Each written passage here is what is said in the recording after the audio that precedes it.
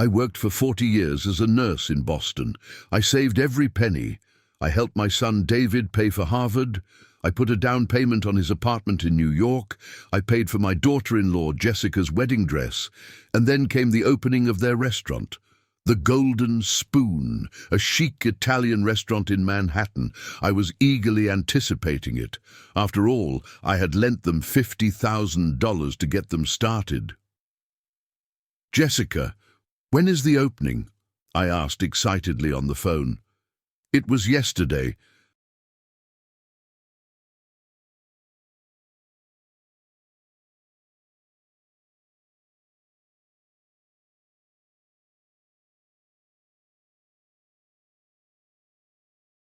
Margaret. My heart stopped. How could that be?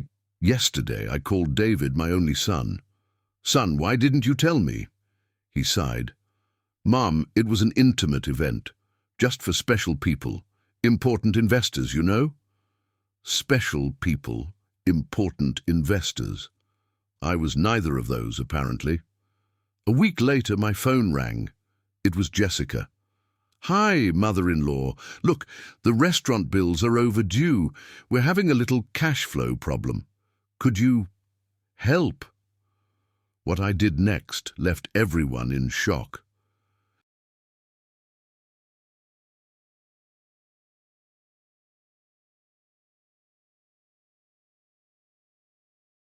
Before we continue, tell me, where are you watching from? Leave a comment.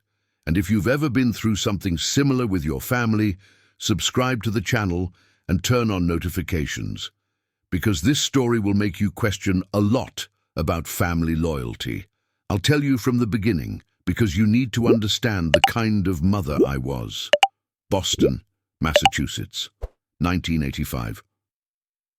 I was 22 years old when David was born. His father, Thomas, was a dreamer, a talented musician who never managed.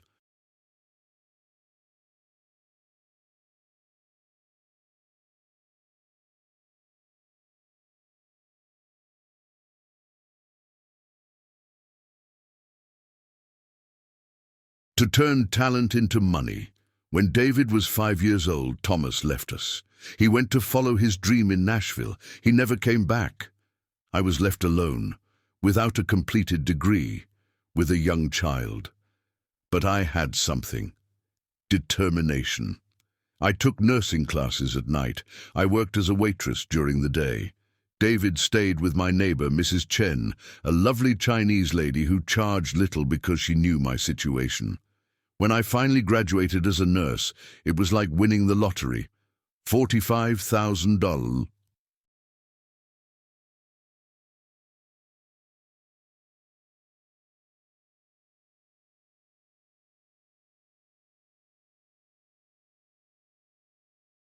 Year. It was 1992. To me, it was a fortune. Every penny went to David. Piano, I bought it. Tennis lessons, I paid for them. Private school, I worked double shifts, taking extra weekend jobs. David was a sweet boy, intelligent, sensitive. He played the piano beautifully. He always hugged me before going to sleep. "I love you, Mom. When I grow up, I'll take care of you." These words sustained me during my 12-hour night shifts. During the holidays, I spent at the hospital while other families ate.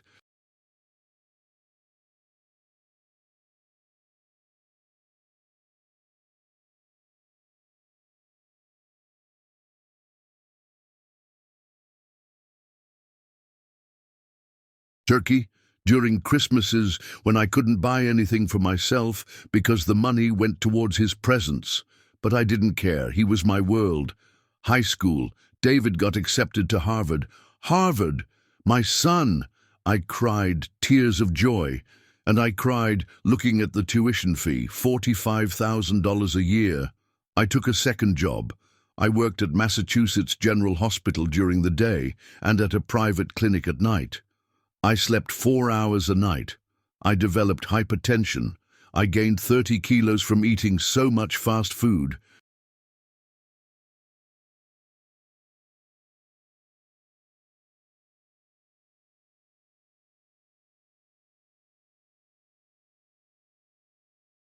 Because I didn't have time to cook.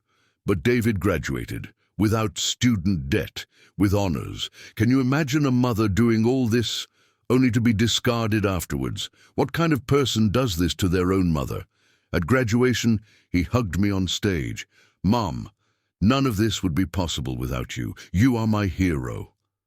I will keep those words forever, because they were the last genuine words I heard from him. Then David met Jessica.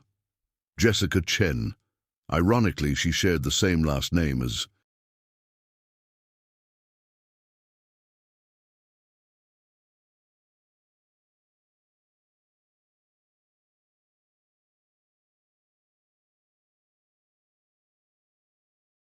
my former neighbor, but they were completely unrelated.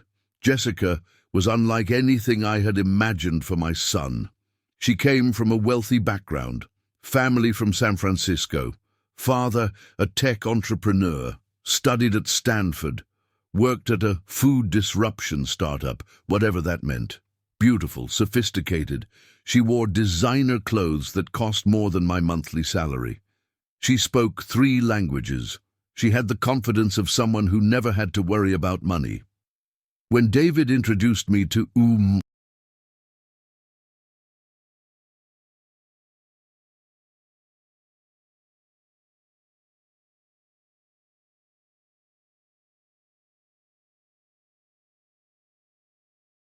her at an expensive restaurant in Cambridge, Jessica barely looked at me. She poked at her salad with her fork. She talked mostly about herself, her projects, her ideas, her vision. Margaret works as a nurse, David said proudly. She raised me alone. How inspiring, Jessica said with a smile that didn't reach her eyes. It must have been difficult. Difficult. As if 23 years of sacrifice could be summed up in difficult. But David was in love, completely smitten. He saw in Jessica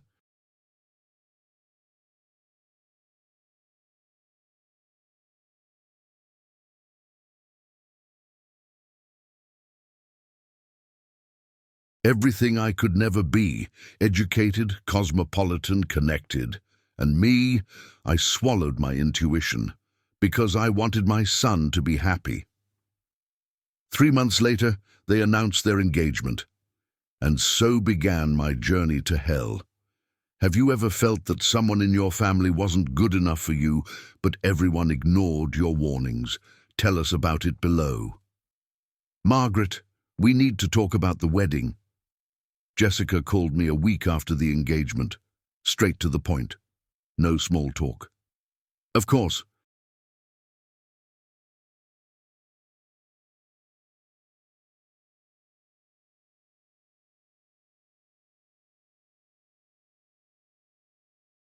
Darling, I'm so happy for you both. Great. So we have a spreadsheet with the costs. David and I divided them into categories: essential, important, and nice to have. The total is $85,000. I almost choked on my coffee. $85,000. Wow, that's quite a lot. It's a wedding on Martha's Vineyard, Margaret. It's not a party at the local church. We need to think about our network. This is an investment. Investment. In a wedding, right. My parents will cover $40,000.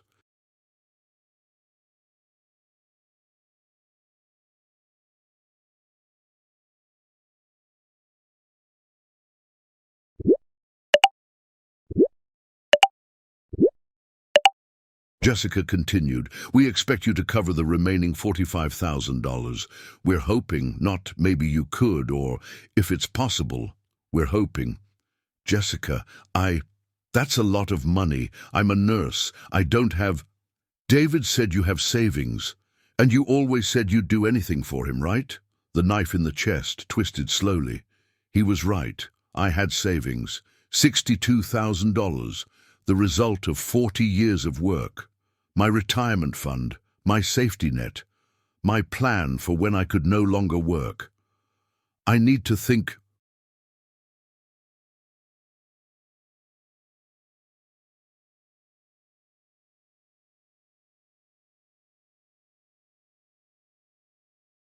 Margaret. Her voice went cold. David is torn between making me happy and not disappointing you. Do you really want him to start the marriage under this stress? And there it was. The perfect manipulation. If I said no, I would be the villain. The selfish mother who put money above her son's happiness. I went to my wallet the next day. I withdrew $45,000. I felt like I was tearing a piece of my soul out. The wedding was in June 2023. Martha's Vineyard, a stunning beachfront location, 150.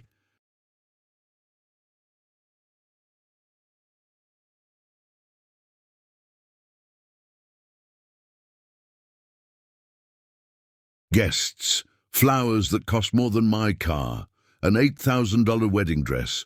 I wore the same dress I had worn to David's Harvard graduation. Navy blue, simple, appropriate. Jessica saw me and sighed. Didn't you have anything more festive, Margaret? During the ceremony, I sat in the second row. Second. The first row was for Jessica's parents, grandparents, and key investors, friends of her father who were supporting the couple's entrepreneurial journey. When the priest asked, "Who is giving away?"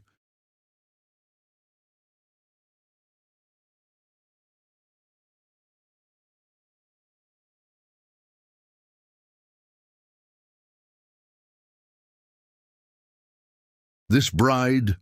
Jessica's father stood up proudly. Cameras clicked. Everyone applauded. No one mentioned who had paid half of that.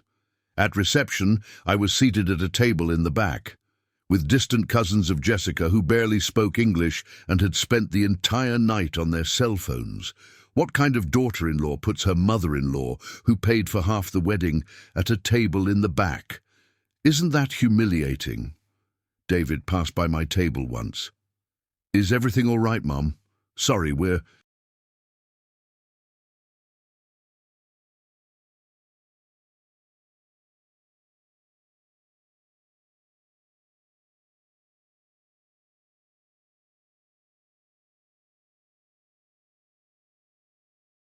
Super busy greeting everyone. "You look great, son. I'm so happy for you." That's a lie. I was devastated. I saw Jessica with her bridesmaids, all slim, well-dressed, laughing with glasses of champagne that cost $200 a bottle. One of them pointed at me and whispered something. They all laughed. At midnight, I took an Uber back to my cheap hotel off the island. It was $89 a night. Rooms for important guests at the resort were $450 a night. Included in the package, Jessica had said, my room.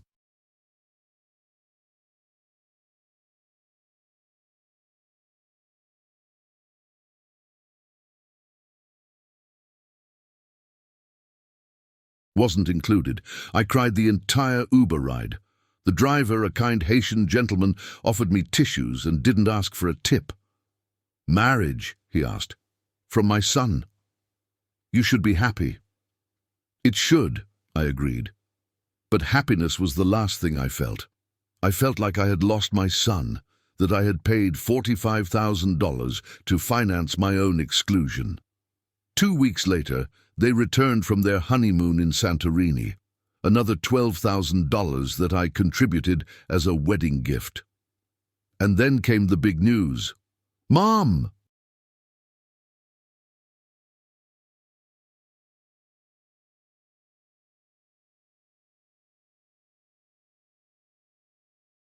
David called excitedly. "Jessica and I are going to open a restaurant." My heart sank because I knew what was coming next. An authentic Italian restaurant in Manhattan, the Golden Spoon. David was beaming on the phone. It was July, a month after the wedding. I was still paying off some extra expenses I had incurred on my credit card. "That's wonderful, son." I tried to sound enthusiastic. "It's Jessica's vision. She created an incredible business plan. We're looking for investors. The..."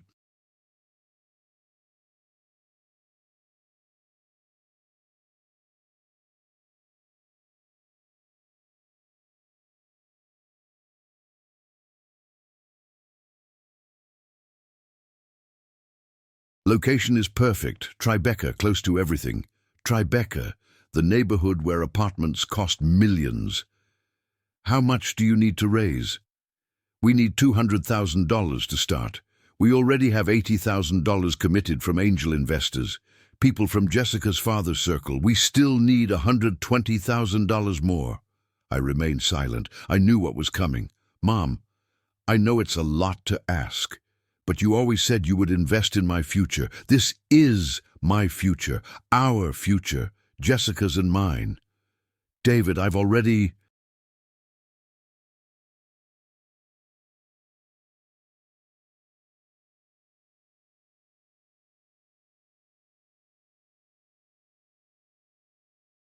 given $57,000 for the wedding.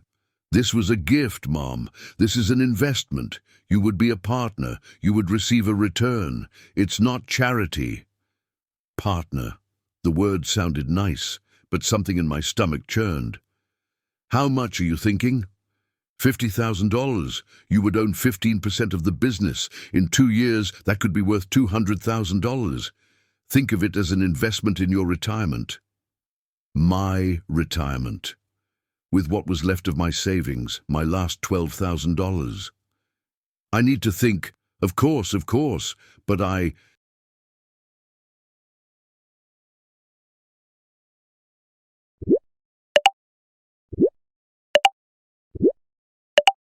I'll know by Friday. We have other investors interested in your share. I wanted to give you priority. After all, you're my mother. Priority. How generous. Jessica joined the call. Margaret, you will love the concept. High-end Italian food, farm to table, organic ingredients. Our chef did internships in Milan. The target is tech and finance professionals with high purchasing power. The projected ROI is 300% in 3 years. She spoke as if she were pitching a startup to Silicon Valley.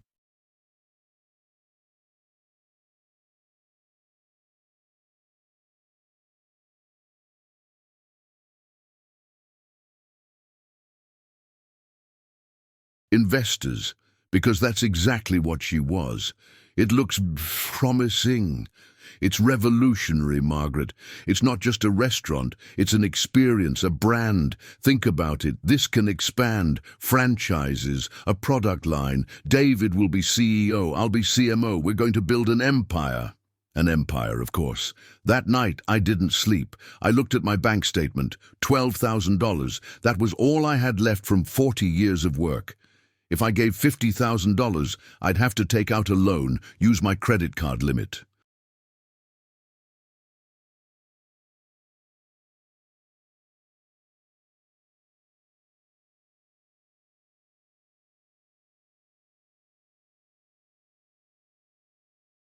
Maybe a line of credit against my small house in Boston, but he was my son, my only son. What if it worked? What if I said no, and that pushed them away from me forever? On Friday, I called the bank. I need a home equity line of credit, $50,000. The manager hesitated. Mrs. Sullivan, you are 62 years old. How long do you plan to work? As long as it takes, he sighed. I'll approve it, but understand that if I can't pay, I understand. 3 days later, I transferred $50,000 to the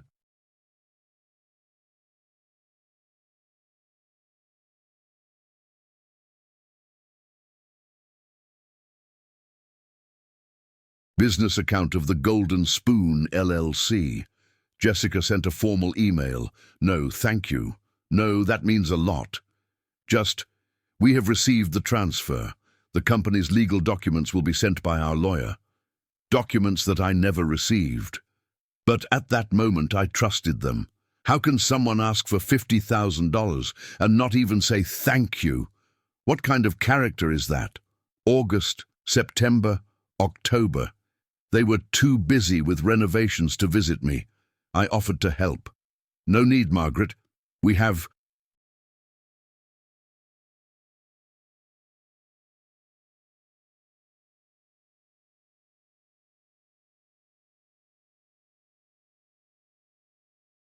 Everything under control, November.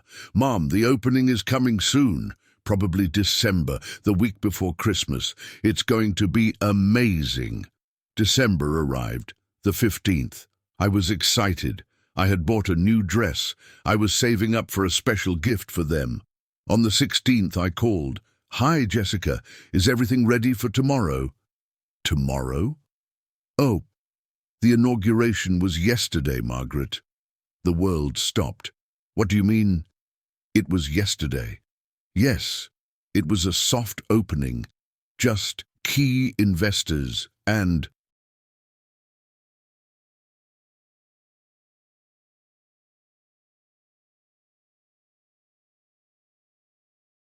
food press. You know how it is. Lots of networking, lots of business talk. You would have been bored.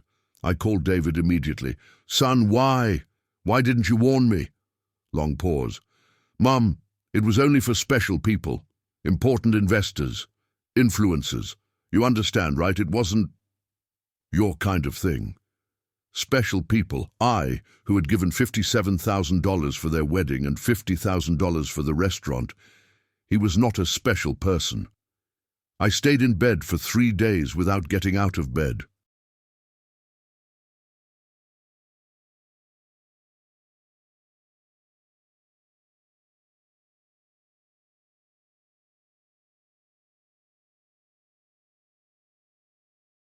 Literally, I called the hospital saying I was sick. It wasn't a lie. My heart was sick. My soul was sick. Special people.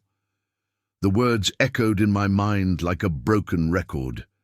My son, the boy I carried in my arms all over Boston when we didn't have money for the bus, the boy I fed before I fed myself, had told me I wasn't special enough. Mrs. Chen, my 80-year-old neighbor, knocked on the door on the 3rd day. Margaret, are you there? I'm worried. I opened the door. She must have looked terrible.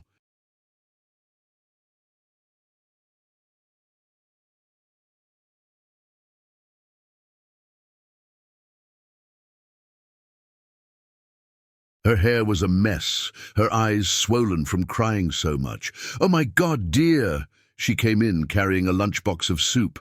What happened? And I told them everything, every humiliating detail. The wedding, the money, the opening. Mrs. Chen gripped my hand tightly. Her small, wrinkled hands trembled with anger. That boy has forgotten who he is, who made him who he is. Maybe I failed as a mother, I sobbed. Maybe I should have been stricter, taught more about gratitude. No! Her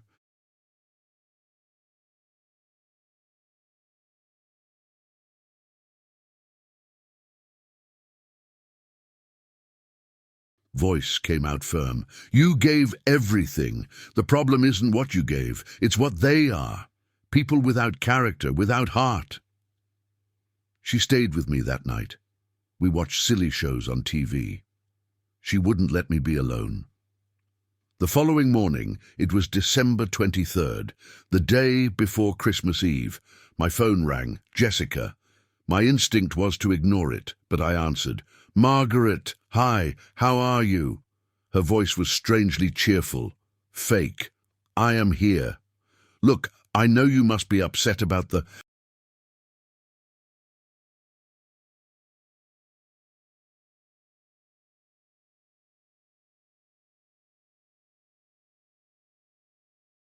opening.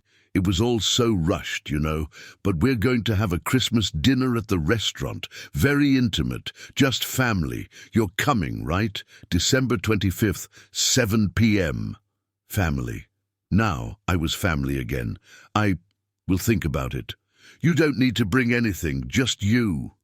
She hung up quickly. How convenient to remember that you have a family when you need to fill a table at Christmas, isn't it? 2 days later. December 25th, Christmas. I woke up alone. I always woke up alone at Christmas.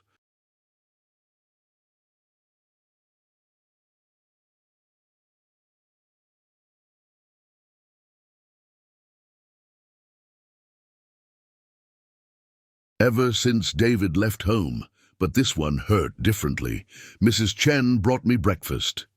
Are you going to that dinner? I think so. Maybe it's a chance to reconnect, to forgive. She shook her head.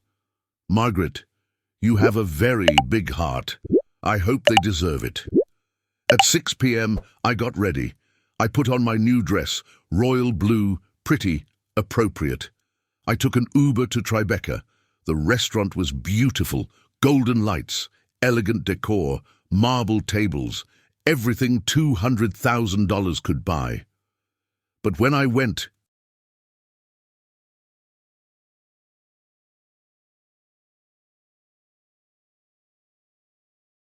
in, it was empty, completely empty. Hello? I called. David appeared from the back, alone, without Jessica. Hi, Mom. Her voice was strange, tense. Where is everyone? Jessica said it was a family dinner. Sit down, Mom. I need to talk to you. My stomach churned. I sat down at a nearby table. David sat across from me, but he couldn't look me in the eye. Mom, the restaurant is having problems. What kind of problems? Problems with cash flow. Costs were higher than expected. The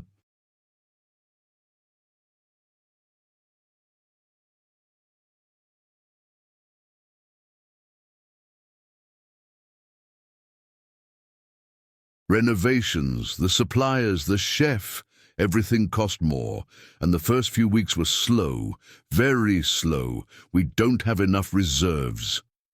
My heart started racing. How much do you need? $30,000. Urgent. Suppliers are threatening to cut off services. January's rent is due in a week. If we don't pay, we lose everything. $30,000. I didn't have 30 cents to spare. David, I don't have that money. I gave away everything I had. I took out a loan on the house. I know! He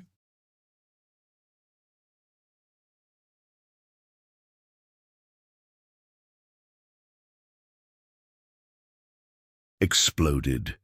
Then he lowered his voice. I know, Mom.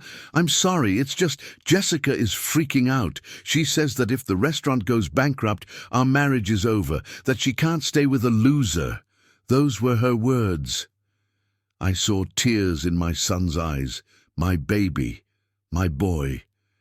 And then he said the thing that broke my heart into 1,000 pieces. Mom, could you sell the house? It's only for a few months. You can live with us. We have space. And when the restaurant takes off, you can buy a better.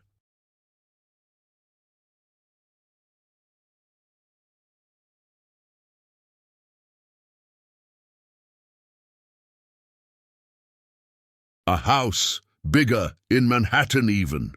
Selling my house, the only place that was mine, the only security I had left. David, my voice trembled. Are you asking me to become homeless to save a restaurant? It's not about being homeless. You would live with us. It's family, Mom. Family helps each other. Family. That word they only remembered when they needed something. And where is Jessica now? Why isn't she here having this conversation? David looked away. She's in Aspen.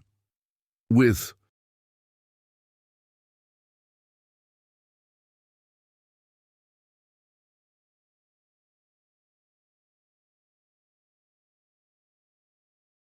her parents for Christmas. Aspen, luxury vacation, while they were asking me to sell my house. It was at that moment that something inside me broke, or rather, something within me awakened. No! The word came out of my mouth before I even had a chance to process it. David blinked, confused. What? No, I'm not going to sell my house. Mom, you don't understand the gravity of the situation. I understand completely. My voice echoed through the empty restaurant. I understand that you...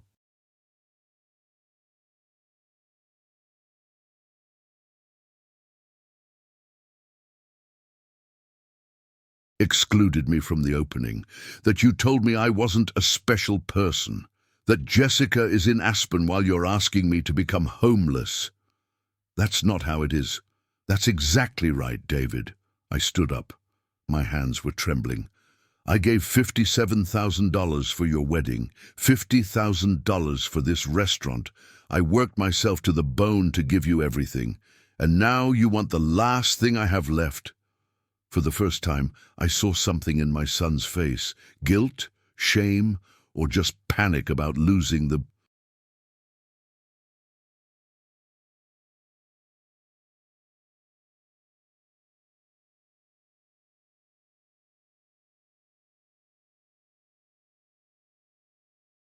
Money? You know what hurts the most? My voice dropped. It's not the money. It's that you let that woman turn you into someone I don't recognize. The David I raised would never ask that of his own mother. I left that restaurant, that marble mausoleum built with my sweat and blood. I took the subway back to Boston. Yes, the subway. I didn't even have money for an Uber. Can you believe it? A mother being kicked out at Christmas after giving everything. What kind of child does that? When I got...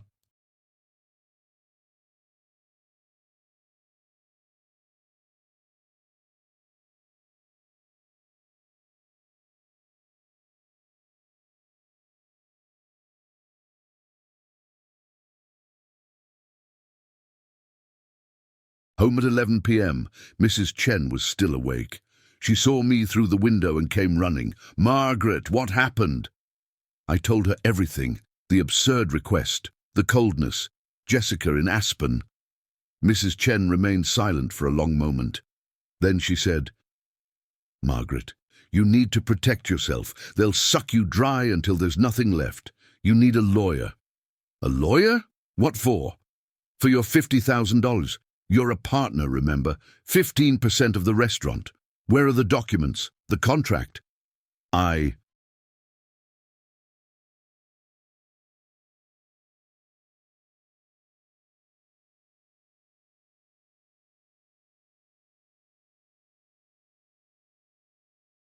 froze it.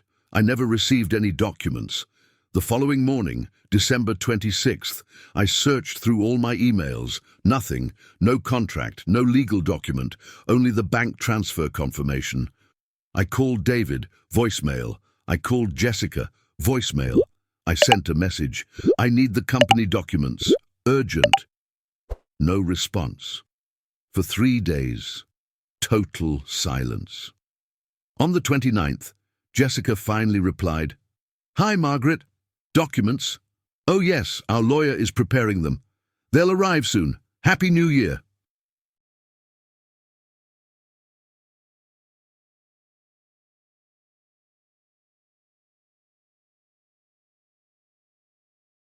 Emojis. She used emojis.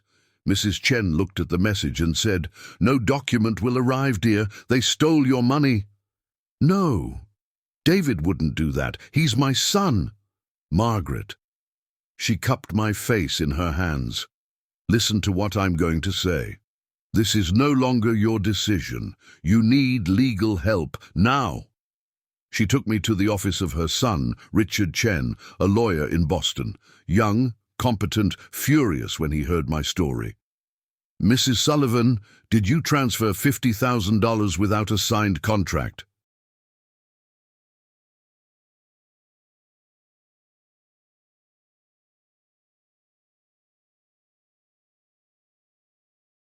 "They are family."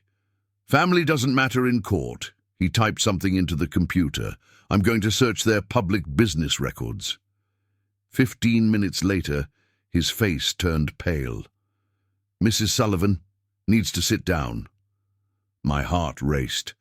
"The restaurant, the Golden Spoon LLC, is registered in New York. The only listed owners are David Sullivan and Jessica Chen Sullivan, 50-50. There are no third parties. There are no investors. No mention of Mrs." The world turned. "How is this possible?"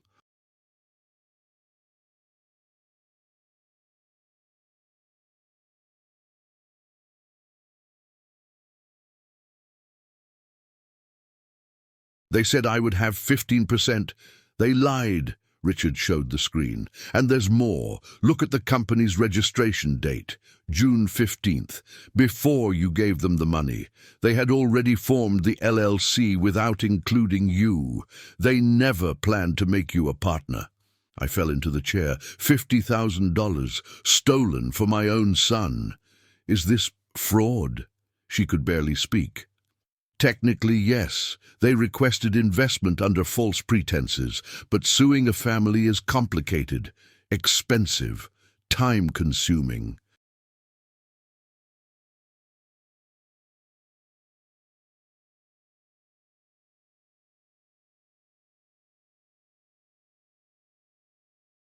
I don't have the money to sue anyone, I whispered. Richard looked at his mother. Mrs. Chen nodded. I'll do it pro bono, Richard said. Nobody deserves this. Nobody. We're going to send a legal demand letter. Demand the $50,000 back in 30 days or we'll file a lawsuit. 30 days. 1 month for my son to decide if he had any semblance of decency left. The letter was sent on January 2nd, 2024, and then I waited. The first 10 days of January were the longest of my life. Every time the phone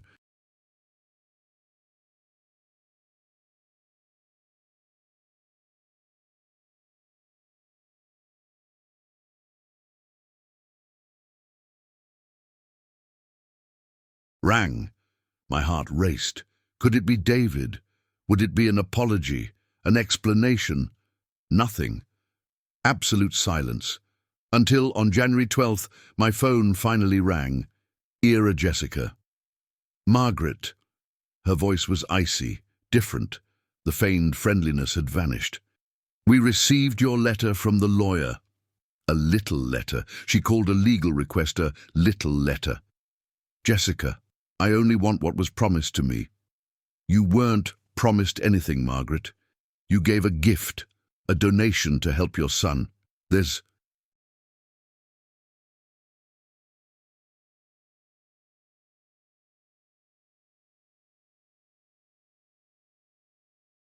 no contract, there's no agreement, and now you're suing us in the middle of a financial crisis?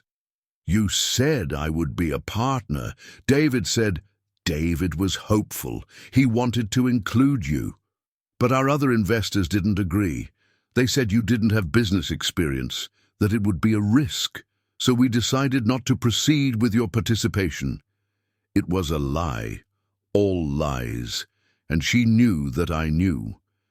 Jessica, I need this money. I took out a loan at my house. That was your choice, Margaret.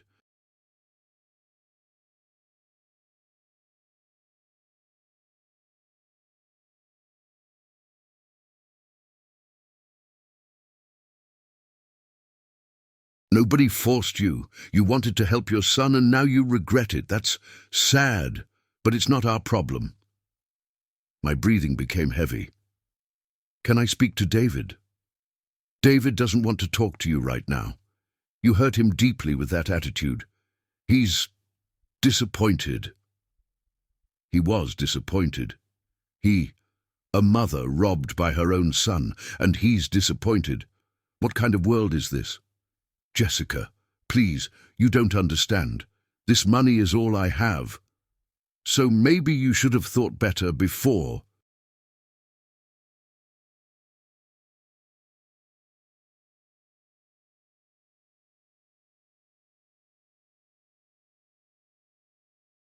Spending, right? And she hung up. I stood there, holding the phone, trembling. Richard Chen reviewed the recording. Yes, I had recorded it with his permission. That's an implicit admission that there was a promise of partnership, he said. We have a case. We're going to court. But going to court meant suing my son, officially, publicly. Richard, I don't know if I can... Mrs. Sullivan, with all due respect, they're counting on that. Counting that you love it too much to fight. That's how...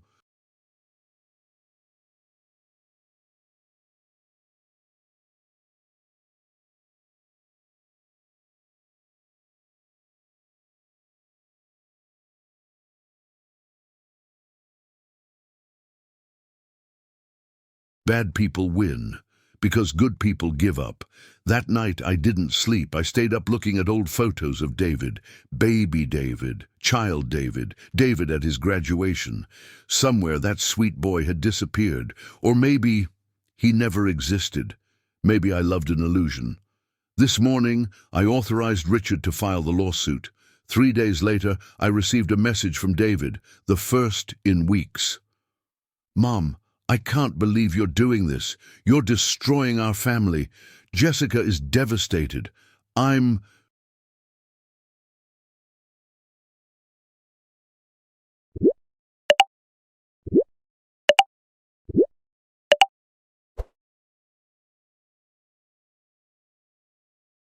Devastated. All we did was try to build a future, and you're sabotaging it because of money. Money. I thought you were better than this. I read the message 5 times. Each word was a knife. He had turned everything upside down. I was the villain. I was destroying the family. I was greedy. I replied with trembling hands, "David, I don't want your money. I want my money. The money I borrowed trusting your word. If you always intended to pay me back, why are you angry? Give me back what's mine."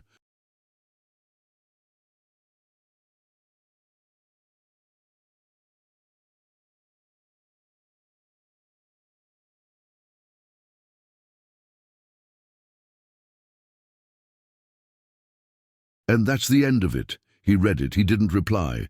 2 weeks later, their official response arrived. Through a lawyer, an expensive lawyer from New York. The letter stated, "Our clients deny any legal obligation. The transfer of funds was a voluntary gift. We view any legal action as harassment and reverse elder abuse. We are prepared to countersue for emotional distress and defamation. Countersue. Sue me. For asking for my own money back." Richard was furious. "That's an intimidation."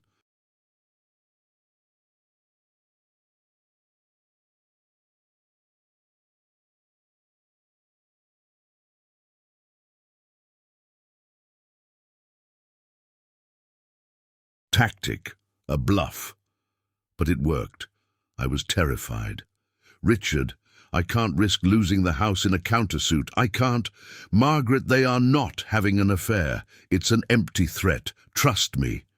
But confidence was something I no longer had, especially not after what happened next. On February 15th, I received an email from David, no subject, just a photo attached. It was him and Jessica in a fancy restaurant, toasting with champagne, smiling. The caption reads, "Celebrating our first unicorn."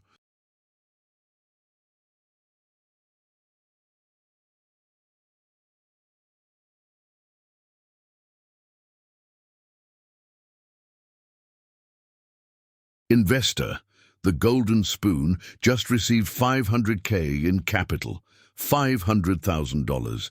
They had managed to raise $500,000, and they still refused to return $50,000 to me. February in Boston is brutal, cold, grey, merciless. That's how my life had become. The process moved slowly. Hearings, paperwork, more paperwork. Each day cost more money that I didn't have. My home equity line payment arrived, $800 a month. With my nurse's salary already stretched to its limit, I started falling.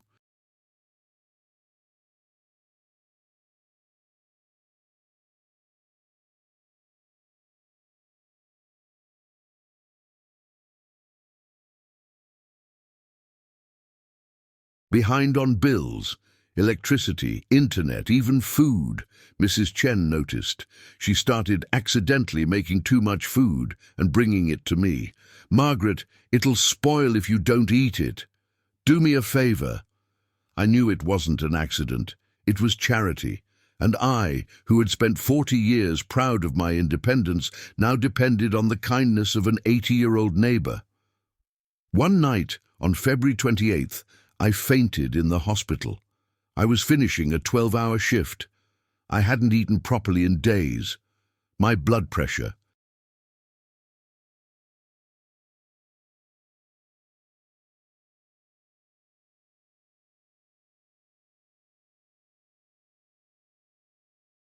was extremely high. My body simply shut down. I woke up in the emergency room, ironically in the same hospital where I worked. Dr. Martinez, my colleague of 15 years, was by my side. "Margaret, your blood pressure is 180, 110. You are under extreme stress. You need to take time off."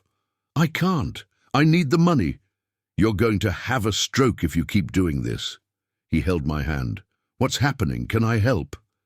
And there, on that hospital gurney, surrounded by the same corridors where I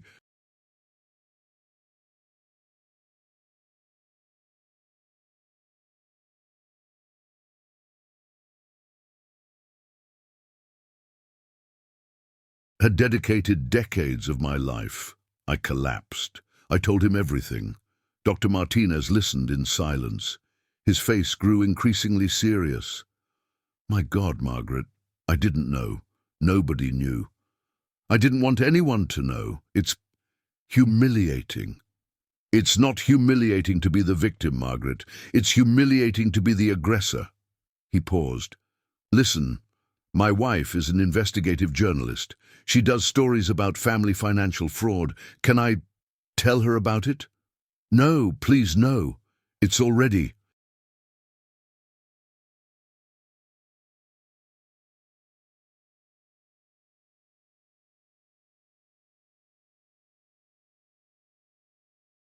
too public with the trial.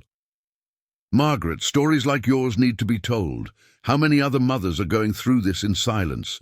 This is an epidemic. Family financial abuse. How many people are suffering in silence because they are ashamed to admit that their own family stole from them?" But I refused. I still had a spark of hope that maybe, just maybe, David would be my son again.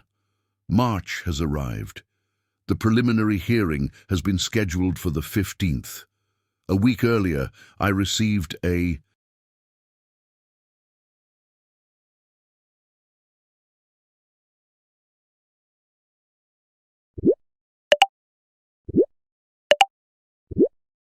message from an unknown number. "Mrs. Sullivan, I'm Blake Morrison, a former employee of the Golden Spoon. I heard about the lawsuit.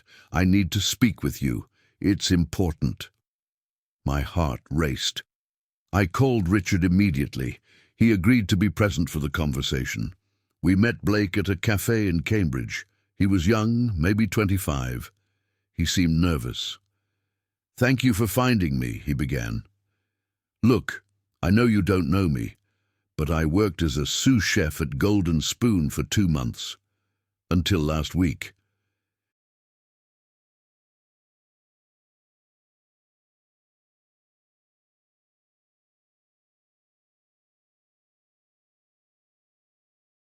"What happened?" Richard asked. Blake sighed. "They fired me because I questioned the finances. Mrs. Sullivan, they're lying about everything. The restaurant isn't having money problems. It's doing great. Very well, fully booked every night. Reservations made weeks in advance." My blood ran cold. "But they said they were almost bankrupt." "That's a lie, and there's more." Blake pulled an envelope from his coat. "Before leaving, I made copies of the financial books. I know it's morally—"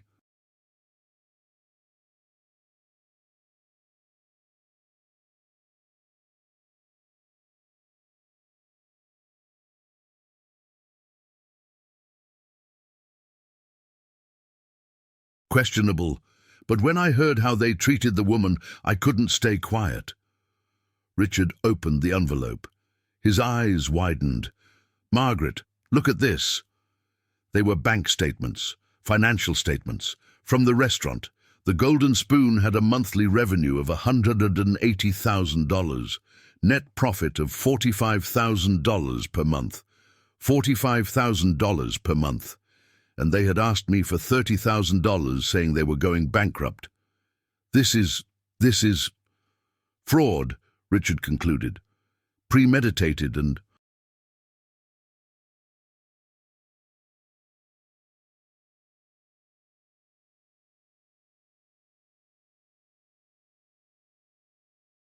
Documented fraud, Blake continued.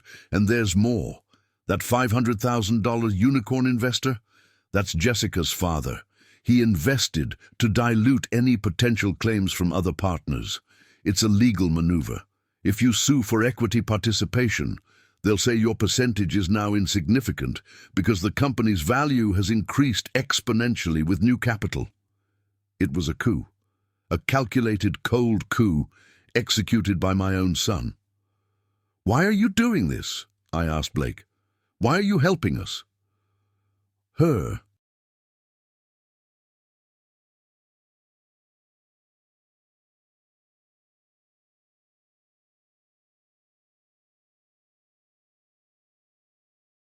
Eyes filled with tears. "Because my mother died last year. Cancer. She worked until her last day to pay for my college. And when I see someone treating their own mother like that..." He wiped his eyes. "I'm sorry. It's just, mothers don't deserve that." In that cafe, surrounded by strangers who showed more compassion than my own family, I finally understood. I had lost my son, but I was going to regain my dignity. "Let's destroy them." The words came out of my mouth with a conviction I didn't.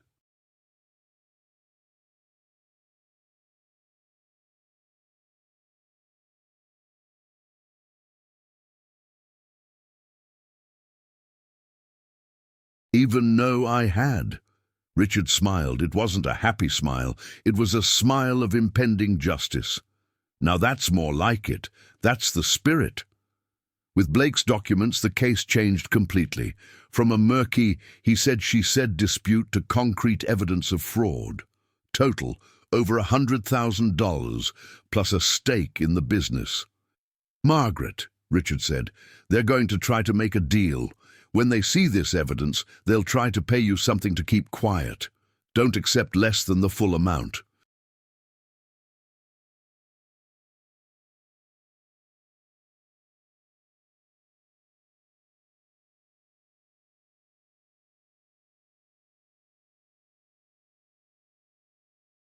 What if they refuse? Then we go to trial, and with this evidence we win. Easy. The hearing was scheduled for March 15th. 2 days earlier, on the 13th, my phone rang. It was David. I answered with trembling hands. "Mom." Her voice was different, broken. "Can we talk? In person?" Every cell in my body screamed, "No!" But the mother in me, that stubborn part that still loved the boy he once was, said, "Where?" "At the restaurant. Tomorrow. Noon. Just the two of us. No Jessica. No lawyers."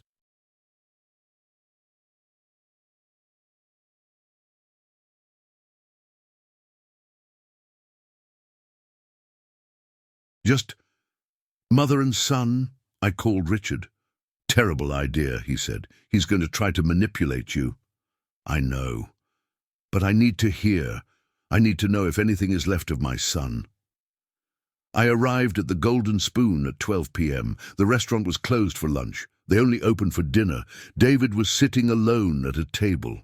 He looked tired, older. He had dark circles under his eyes. I sat down in front of him. Heavy silence for long seconds. "Mom, I ruined everything. I wasn't expecting..."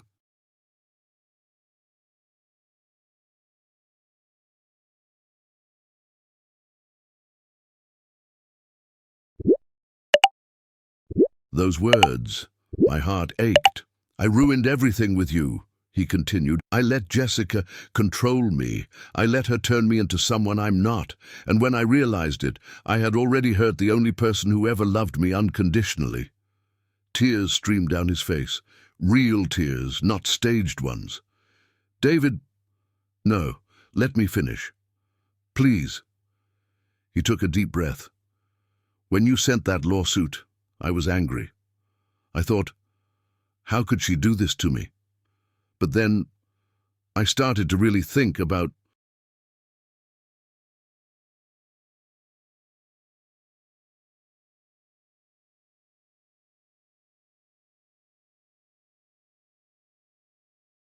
Everything you've done, everything you've sacrificed. And I realized, he held my hand across the table, I realized I had become my father, that man who abandoned you, who used you and left. I swore I would never be like him. And I became worse, because at least he left. I stayed and continued to hurt you. Is there still hope when someone finally realizes the harm they've caused? Or is it too late? I was crying. I didn't want to, but I was. Why did you let it happen? Why did you let her?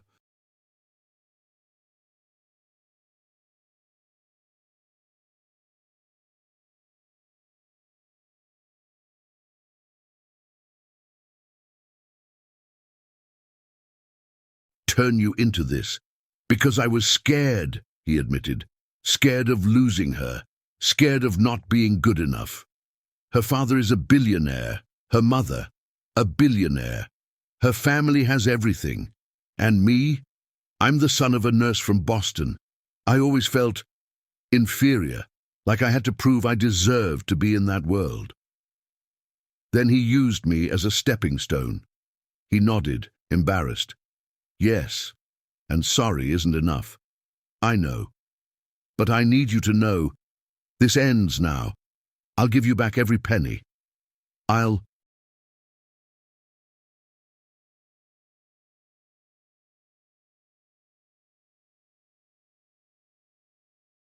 make you an official partner. And does Jessica agree with that? He hesitated, and in that hesitation, I saw everything. You didn't tell her you were here, did you? Silence. David, you're offering me something you can't deliver. Again. No. This time it's different. I already transferred $25,000 to your account. Look. He showed her his cell phone. Transfer receipt. Real. I checked my bank. There it was. $25,000. I'll transfer the other $25,000 tomorrow, and the partnership, I'm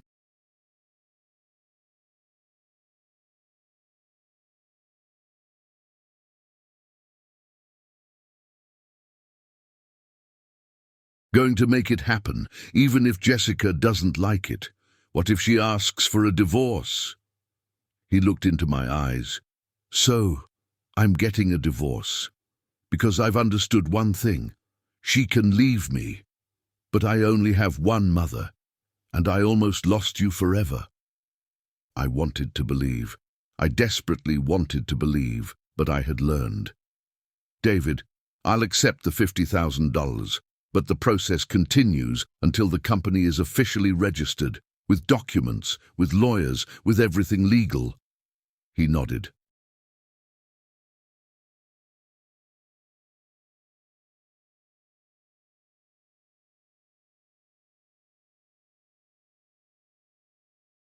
Fair enough, more than fair. We left that restaurant together. He hugged me on the sidewalk. I love you, Mom, and I'll prove it. But when I got home and told Richard everything, he frowned. Margaret, this sounds too good to be true. Be careful. He was right, because 3 days later I discovered the truth. And it was worse than I imagined. The $25,000 was in my account. It was in Brazilian reais. For 3 days I walked on clouds. My son had returned. He had apologized. He had proven.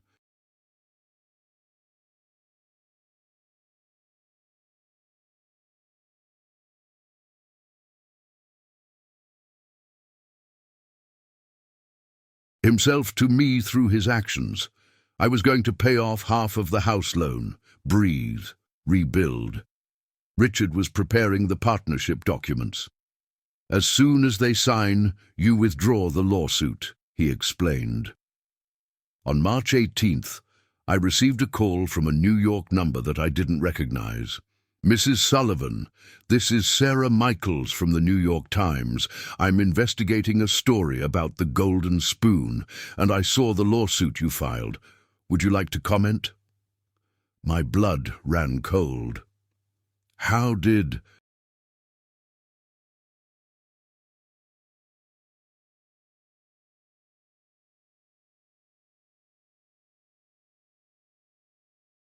Who gave you this information? The proceedings are public, Mrs. Sullivan, but I also received an anonymous tip that there's a bigger story here about family fraud, financial abuse of the elderly, and possible money laundering. Money laundering? I never said that. It wasn't you, ma'am. It was another source. But I would like your version of the facts before publishing. I hung up in a panic. I immediately called Richard. Someone leaked it to the press. This is a disaster. Calm.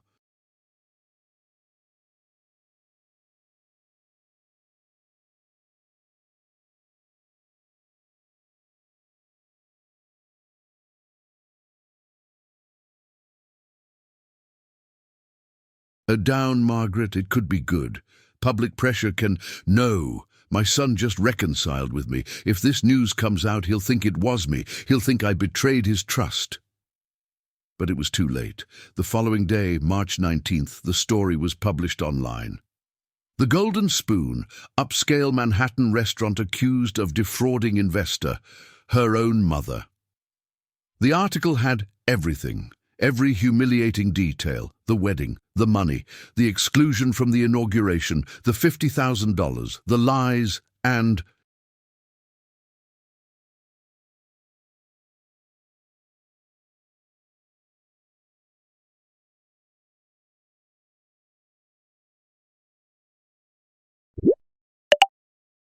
There was more. There were statements from sources close to the case saying that I was a controlling mother who was trying to sabotage her son's success out of jealousy of her wealthy daughter-in-law. Close sources. Jessica.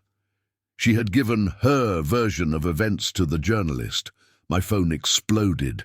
David called me yelling, "You went to the press, you destroyed my reputation, my restaurant, my marriage." "David, I don't! Liar! You said this would stay in the family, and now it's all over."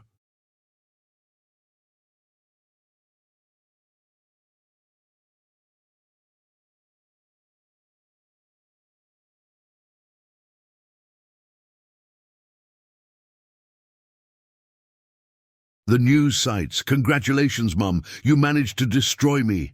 "David, it wasn't me. Someone leaked it, I don't know who. Of course it was you. Who else would be interested?"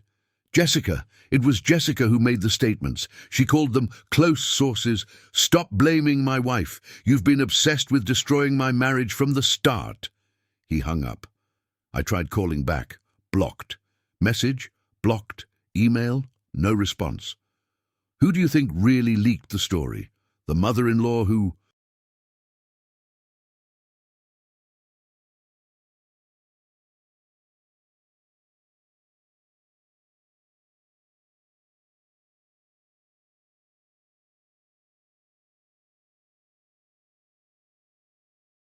wanted privacy, or the daughter-in-law who needed to control the narrative? 2 days later, on March 21st, I received a notification. David and Jessica were countersuing me for defamation, extortion, and harassment. They were asking for $200,000 in damages. Richard read the document and turned pale. This is absurd, pure retaliation. But Margaret, this complicates everything. Now we have to defend ourselves against a countersuit while pursuing the original lawsuit. I can't. I don't have...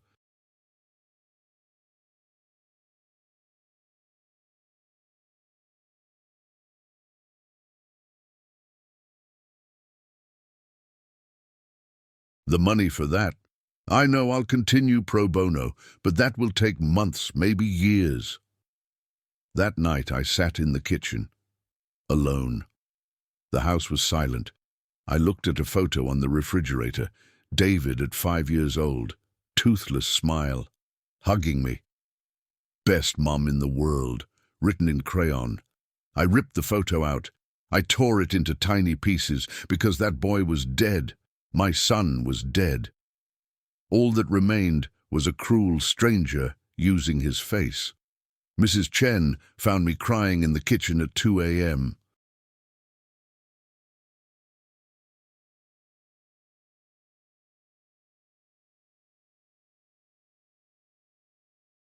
Margaret, oh darling. I lost him, Mrs. Chen. I lost my son. He hates me. And maybe he's right. Maybe I am a terrible mother who... Stop! She grabbed my shoulders. You are an extraordinary mother. But your son is lost, maybe forever, and you need to accept that. How can I accept losing my only son? Accepting that you didn't lose him, because he was never really who you thought he was. You loved a version of him that perhaps never existed. The words hurt, but they were.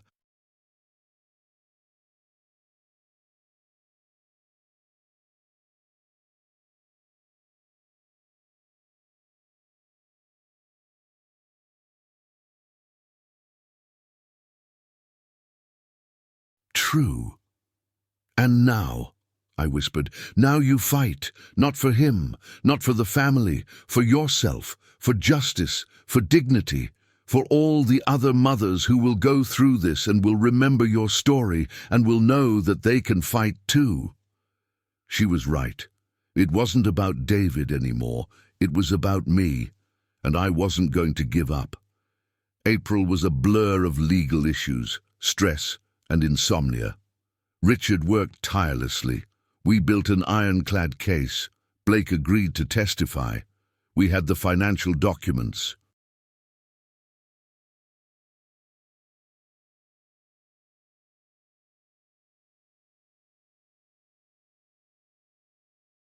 We had emails. We had recordings.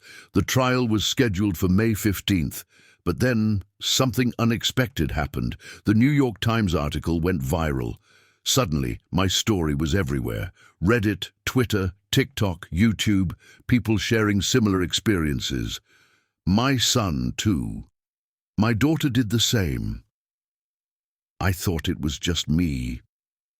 Family financial abuse was more common than I imagined, and I, unintentionally, had become a symbol of it. A news channel invited me for an interview. I declined. But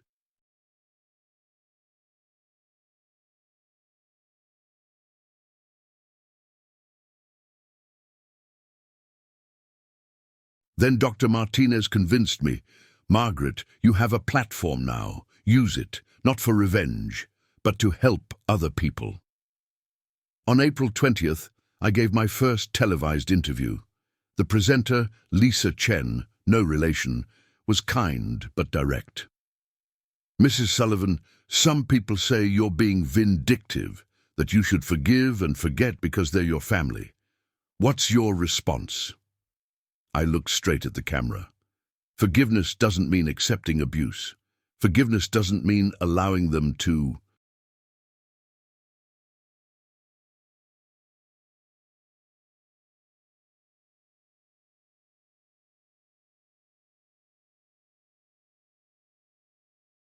continue hurting you. I love my son, I always will. But love doesn't mean being a doormat, and if my story helps a mother avoid going through what I went through, then it's worth the pain of making it public. The interview received 2 million views in 48 hours, and then people started donating. Someone created a GoFundMe. Help Margaret fight for justice. In 1 week, $85,000 raised. $85,000 from complete strangers, people sending messages. My mother went through this.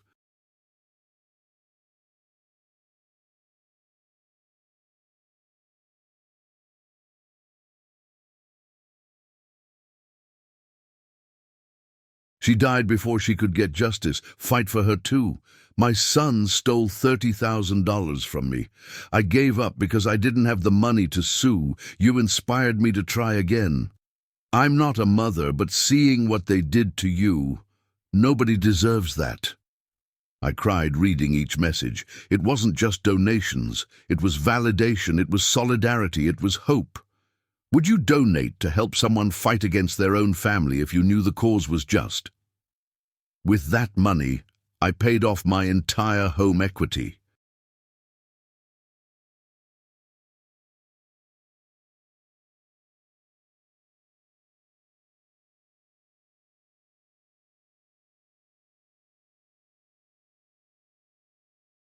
Line. I settled my debts. I had financial security for the first time in a year, and most importantly, I hired an additional lawyer specializing in countersuits to defend myself against David and Jessica's lawsuit. They weren't expecting that. On May 5th, 10 days before the trial, I received a call from their lawyer. Mrs. Sullivan, my clients would like to propose a settlement. My heart raced. What kind of agreement? They will return the full $50,000, plus $15,000 in interest and damages.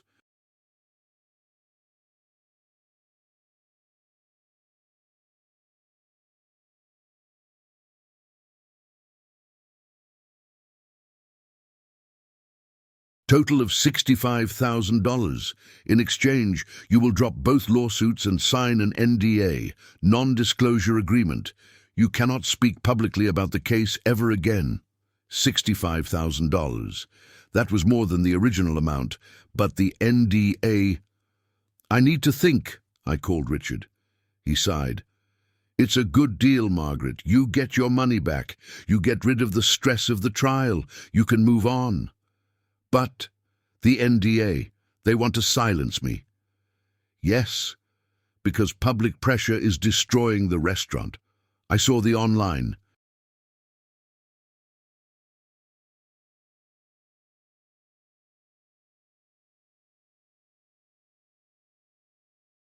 Reviews, they dropped from 4.5 stars to 2.1. People are boycotting. They are losing money fast. So they're scared, terrified. I thought about it for 3 days. The answer should be easy. Take the money. Move on. End the nightmare. But there were thousands of people following my story. People who had donated. People who were fighting their own battles, inspired by my courage. If I accepted the NDA, it would be like saying, I got mine, good luck to you. On May 8th, I replied to their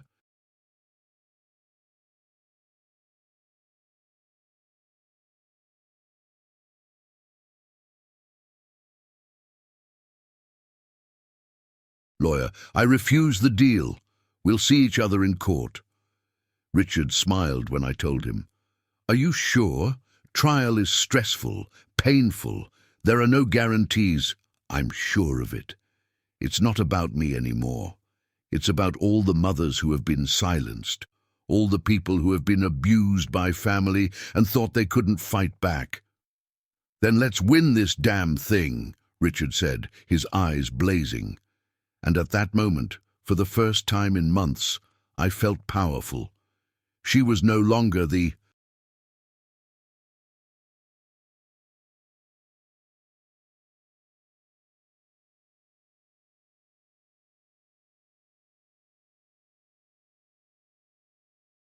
victim.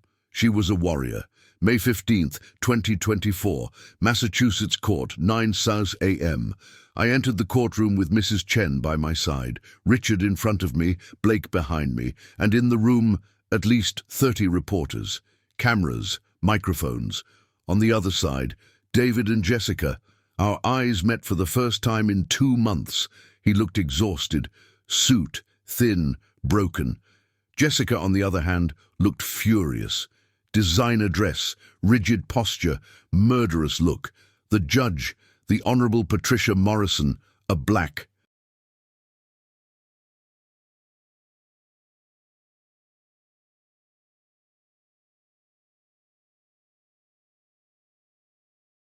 woman in her 50s with a reputation for being tough but fair, banged the gavel. This court is in session. Case Sullivan versus Sullivan and Chen Sullivan. We will begin with opening statements. Richard stood up, impeccable, confident. Your Excellency, this is not a complicated case. It's about a mother who gave everything for her son. Literally everything. And she was betrayed in the cruelest way possible. We have documents proving premeditated fraud. We have witnesses proving unjust.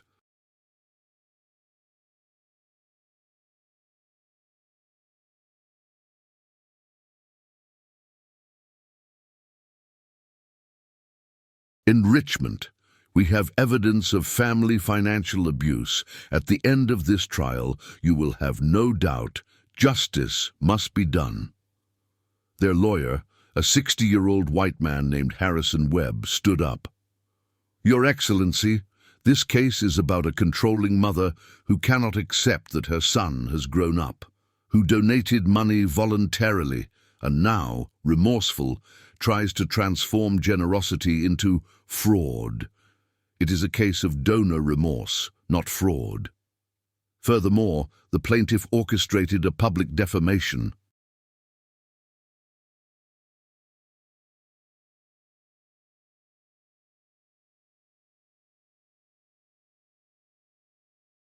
Campaign that cost my clients hundreds of thousands of dollars in lost revenue. We've begun. Richard called the first witness, me. I sat in the witness box. My hands were sweating. My heart was racing. Richard gently guided me through the story. Every sacrifice, every broken promise, every humiliation. Could you sit in a courtroom and recount the worst humiliations of your life to a room full of strangers? When it came to the part about being excluded from the inauguration, my voice cracked.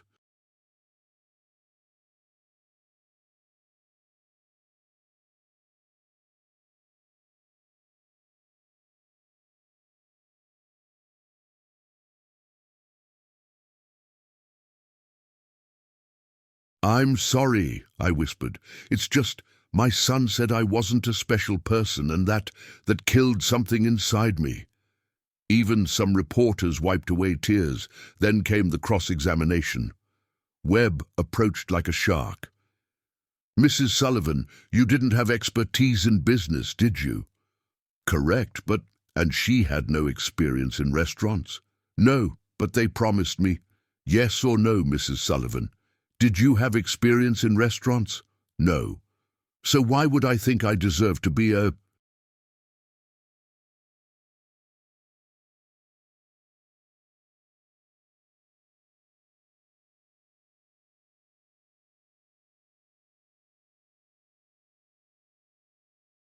partner in a professional venture?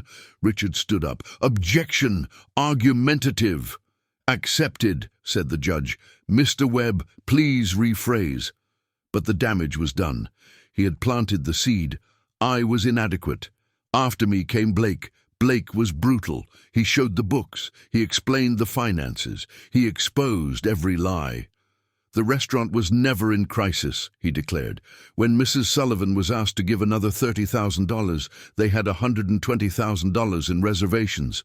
It was a test to see how far she would...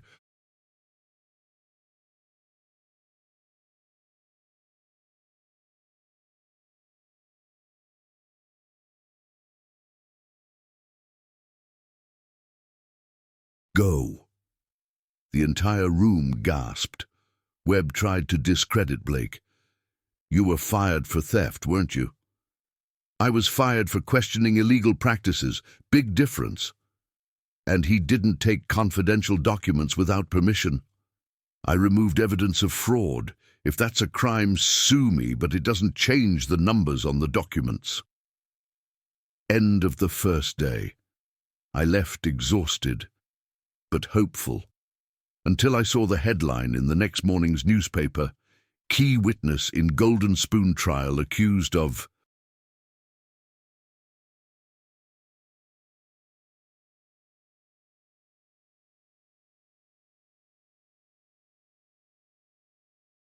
Corporate theft case could collapse. Jessica had leaked distorted information to the media. Again, she was fighting a war on two fronts, the courts and public opinion, and she was good, very good. May 16th, day 2 of the trial. Their lawyer called David to testify. My son climbed onto the bench. He avoided looking at me. Webb guided him gently.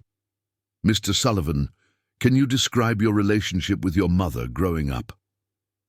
David took a deep breath. My mother was incredible. She sacrificed.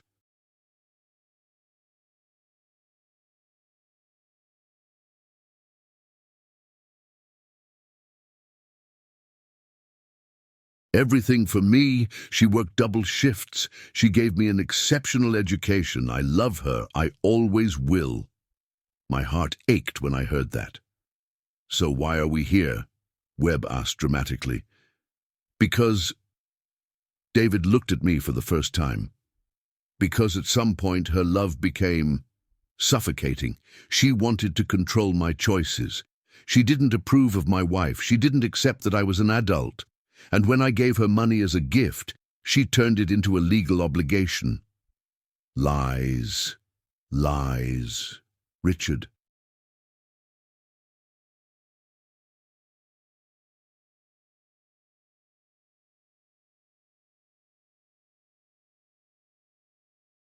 Stood up for cross-examination. Mr. Sullivan, did you promise your mother a 15% stake in the company? I expressed hope that we could include her. Hope or promise? Hope. You've received emails saying you'll be a partner 15%. Documents coming soon. Is that hope or a promise?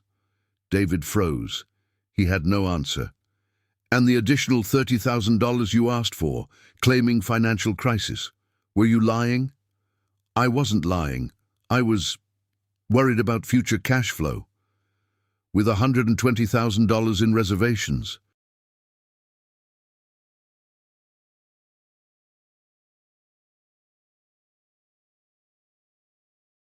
Reserves are for emergencies. How can asking your mother to sell the house not be an emergency, but having comfortable savings is? David did not reply. Why did you exclude your mother from the opening? A long silence. Mr. Sullivan, please answer. Because, her voice broke, because Jessica said she didn't fit in, that it would be awkward to have a simple nurse at an event with high-profile investors. And I agreed, and that shames me to this day. The room erupted in whispers. The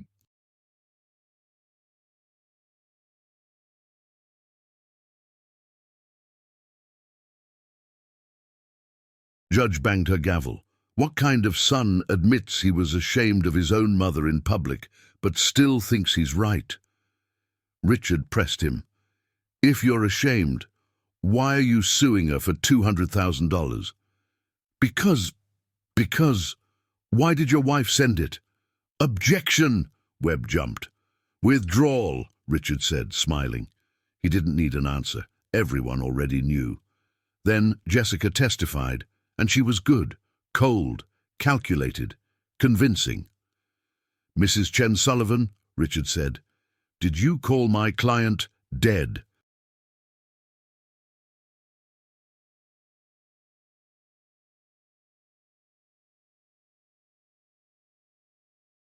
Wait in private messages with friends? I don't remember that. Richard showed me screenshots. He had everything. Jessica to a friend. His mother-in-law is a dead weight. David can't detach himself from her. It's pathetic. Jessica to another friend. I'm considering divorce if he doesn't cut his mother out of his life for good. She's an emotional leech. The judge read in silence. Her face hardened. Day 17, Day 3. Final arguments. Richard was direct. Your Excellency, the facts are clear.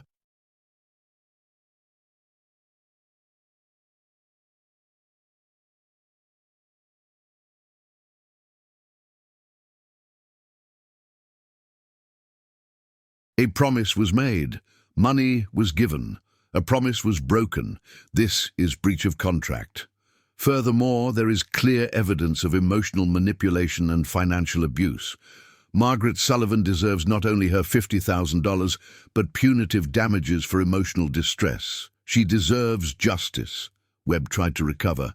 Your Excellency, there is no written contract. There is no legal obligation, only regret regarding a donation. We ask that you reject the case entirely. The judge looked at everyone.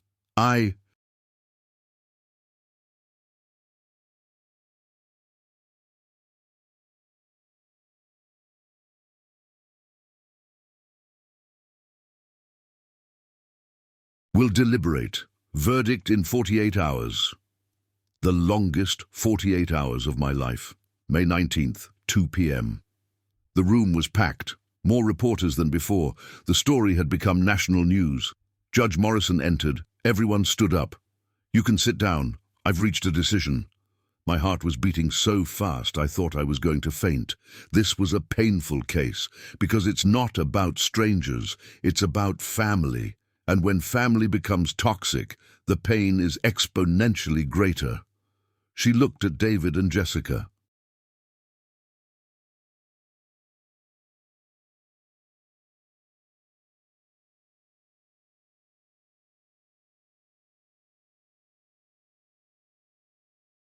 I analyzed all the evidence, emails, messages, bank statements, testimonies, and my conclusion is this.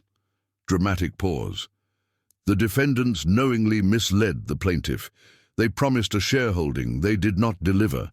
They solicited funds under false pretenses. They deliberately excluded her after receiving investment. This is not regret of donation. It is fraud.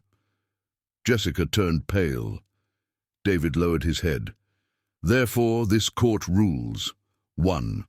The defendants will pay the plaintiff $50,000.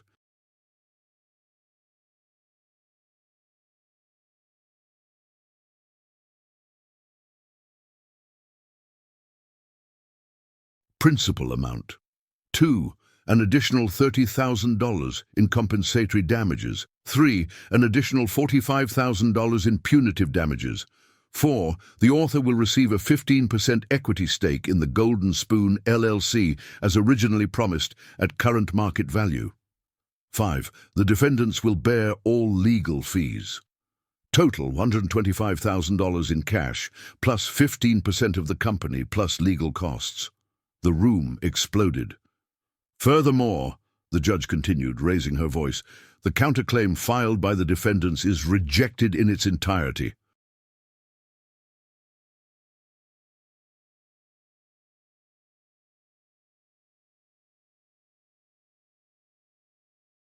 And deemed frivolous and vexatious.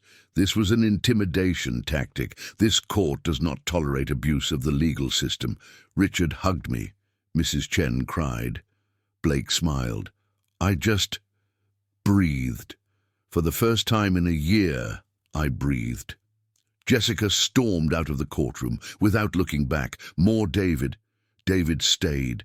When everyone had left, he approached me, slowly, red eyes. Mother, I didn't reply. I deserve every word of that sentence, every penny, every public humiliation. I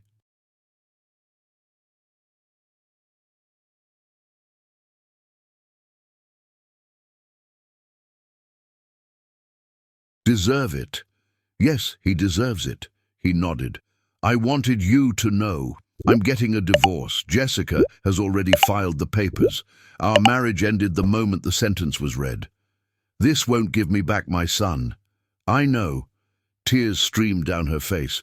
But maybe in a few years, if I prove that I've changed, that I've gone back to being who you raised me to be, maybe you'll forgive me.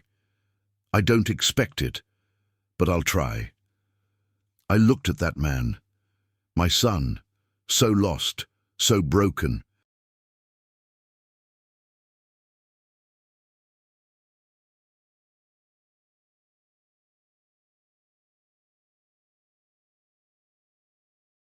David, forgiveness is not forgetting. It's not pretending it didn't happen.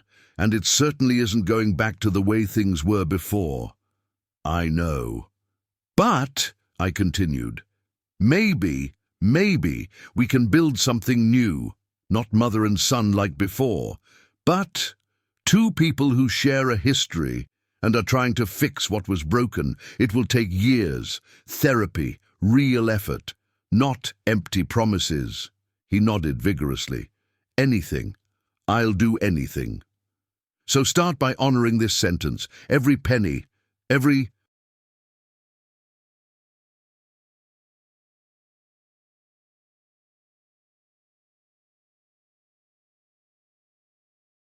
Document, and when you've done that, we can talk about the next step."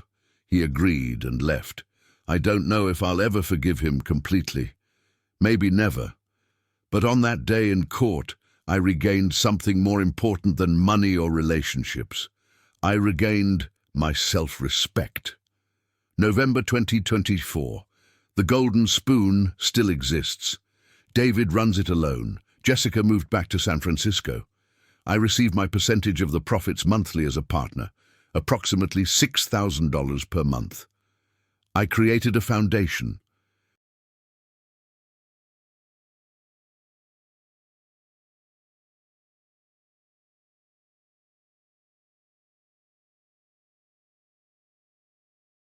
Sullivan Foundation for Survivors of Financial Abuse. We help people, especially the elderly, who have suffered financial abuse from their families. We pay lawyers. We provide emotional support. We share stories. We have already helped 43 families. David and I, we talk once a month. Joint therapy. It's painful. It's slow, but it's real. He's different now, more humble, more aware. It will take years to trust him again. Perhaps you'll never fully trust, but I learned that family isn't about